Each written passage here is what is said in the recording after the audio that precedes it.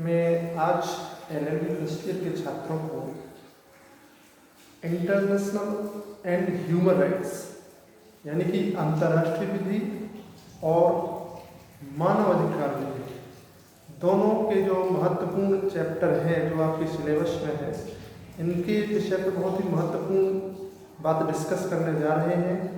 मैं आप लोगों को वही चैप्टर और वही सब्जेक्ट मैटर पढ़ाऊंगा जो आपके एग्ज़ाम की दृष्टि से बहुत ही महत्वपूर्ण है।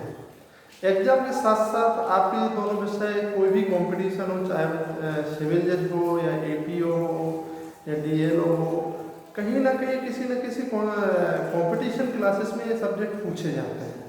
तो छात्रों से मेरा अनुरोध है, निवेदन है कि बहुत ही लगन से लॉकडाउन का समय का उपयोग का पालन करें, उसका इस्तेमाल करें। और लॉकडाउन में महाविद्यालय की तरफ से या मैं अवधेश कुमार त्रिवेदी की तरफ से जो भी क्लासेस आप लोगों को यूट्यूब के माध्यम से या हमारा जो चैनल है टेलीग्राम चैनल है लॉ नेट अचीवर्स, इस पर आप लोगों को पीडीएफ के रूप में कुछ नोट्स प्रोवाइड हो जाएंगे और जो आपकी डेली की वीडियोस होगी वो भी आपको हमारे चैनल पर मिल जाएंगी। महाविद्यालय के जो यूट्यूब चैनल है संस्कार विधि महाविद्यालय, इस पर भी आप लोगों को उपलब्ध करा दिए जाएंगे। जैसा कि मैंने कल कहा था कि आप लोगों को मैं 1 डे 1 कॉन्सेप्ट की क्लास पढ़ाऊंगा, यानी कि एक दिन में आप लोगों का एक ही चैप्टर या एक ही टॉपिक क्लियर करवाऊंगा।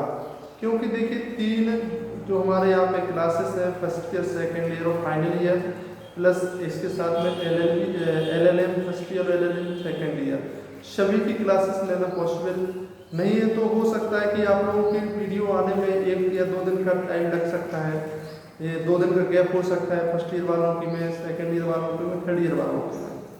तो चलिए स्टार्ट करते हैं, हम अपने विषय पे पहुंचते हैं, अंतर्राष्ट्रीय विधि एवं ह्यूमन राइट्स। तो सबसे पहले आज जो हम डिस्कस करने वाले हैं वो है आपका मानव अधिकार अधिनियम या मानव अधिकार संरक्षण अधिनियम 1993। इस अधिनियम की जो विशेषता है, तो पहली विशेषता तो उसकी ये है, या जो हमारे छात्रों के द्वारा प्रश्न किया जाता है कि सर इस अधिनियम को लागू पहले कर दिया गया था और राष्ट्रपति की अनुमति बाद में दी गई थी। यानी कि जो हमारा 1993 का जो अधिनियम है, इसको 1993 में लागू कर दिया गया था, लेकिन राष्ट्रपति के द्वारा जो इसको अनुमति दी गई थी वो 8 जनवरी 1994 को दी गई थी, यानी 8 जनवरी 1994 को राष्ट्रपति ने इस अधिनियम को मान्यता प्राप्त की थी। तो इसके पीछे कारण क्या है, मैं आपको कारण बता रहा हूँ कि जो जम्मू कश्मीर या जो नक्सलाइज्ड एरिया हमारे नॉर्थ ईस्ट में थे, तो हमारी भारतीय सेना के द्वारा जो कार्यवाही की जा रही थी, उस कार्यवाही की अंतर्राष्ट्रीय स्तर पे काफ़ी आलोचना की जाने लगी थी कि भारतीय सेनाएं जम्मू कश्मीर में या नॉर्थ ईस्ट जहाँ पे नक्सलाइज्ड एरिया है या उग्रवादी एरिया है, वहाँ पे वो मानवाधिकारों का उल्लंघन कर रहे हैं। तो इसके लिए हमारी पार्लियामेंट ने या हमारी भारत सरकार ने 1993 में एक राष्ट्रीय मानव अधिकार कमीशन का गठन किया।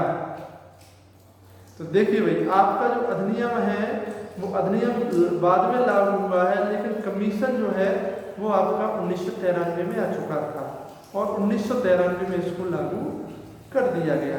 इसी की वजह से इस अधिनियम को 1993 में लागू हुआ माना जाता है, लेकिन राष्ट्रपति की जो परमिशन है वो 1994 में दी गई। उसके पीछे सबसे बड़ा कारण ये है। अब हम बात करते हैं कि इस अधिनियम के जो भी विधि बनाई जाती है, जो भी कार्य किए जाते हैं, उस विधि को या उस कार्य को करने के पीछे कुछ ना कुछ उद्देश्य होता है। तो जो 1993 का मानव अधिकार संरक्षण अधिनियम है, इसको बनाने के पीछे उद्देश्य क्या है, हमारी विधायिका की क्या मंशा थी इसको बनाने के पीछे। तो वो 3 प्रकार के निम्न उद्देश्य हैं। पहला उद्देश्य है, वो आप लोग नोट डाउन कर लीजिए अपने रफ कॉपी में नोट्स प्रिपेयर करते जाइए। जो इम्पोर्टेंट चीज़ें हैं मैं बताता जाऊंगा आप लोगों को। तो जो पहला उद्देश्य है वो है मानव अधिकारों का संरक्षण और संवर्धन करना, उसको प्रोटेक्शन करना, लोगों के मानव अधिकारों को बचाना, लोगों के मानव अधिकारों को बढ़ावा देना। ये जो उद्देश्य है सबसे पहला इस अधिनियम का उद्देश्य है। दूसरा उद्देश्य क्या है कि राष्ट्रीय स्तर पर एक नेशनल ह्यूमन राइट्स यानी कि राष्ट्रीय मानव अधिकार commission, national human rights commission आयोग की स्थापना करना, ये दूसरा उद्देश्य है। तीसरा उद्देश्य है राज्य मानव अधिकारों की स्थापना करना, स्टेट ह्यूमन राइट्स कमीशन को एस्टेब्लिश करना, स्थापित करना, ये उसका तीसरा उद्देश्य है। फोर्थ जो ऑब्जेक्ट है इस एक्ट का वो है स्थानीय स्तर पर मानव अधिकार न्यायालय स्थापित करना।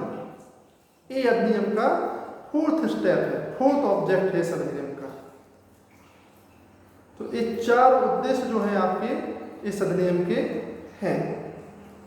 अब जो आपका ये अधिनियम है मानव अधिकार संरक्षण अधिनियम 1993, इसमें 43 सेक्शन दिए गए हैं, यानी कि 43 धाराएं दी गई हैं और इसको 8 चैप्टर में डिवाइड किया गया है।